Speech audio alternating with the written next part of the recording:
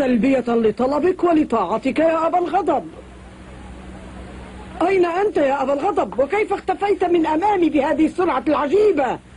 أنا لم أترك مكاني.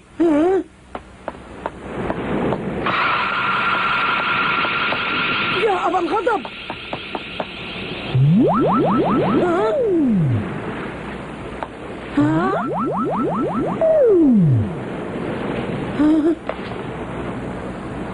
لا تصدق كل ما تراه عيناك دائما يا مزدوي. لا أصدق. أجل.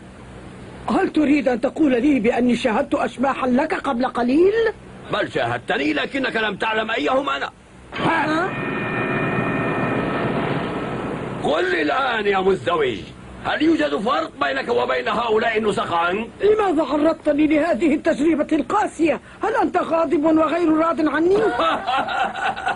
لا تذهب بتفكيرك بعيدا. كنت أفكر بخطة للقضاء على مازنجر المزعج، وعلى قائده ماهر، فخطرت ببالي فكرة أشباح عديدة لمازنجر. فكرة ممتازة، ولكن ليس من السهل تنفيذها. لا يوجد في قاموس كلمة صعب. لابد من تنفيذ هذه الخطة، وستكون أنت المنفذ، لأنه ما لم نتخلص من مازنجر لا سبيل للسيطرة. يشرفني أن أكون المنفذ. وليسهل عليك التنفيذ سأضع في وجه مازنجر الآلية الفذ كوندون.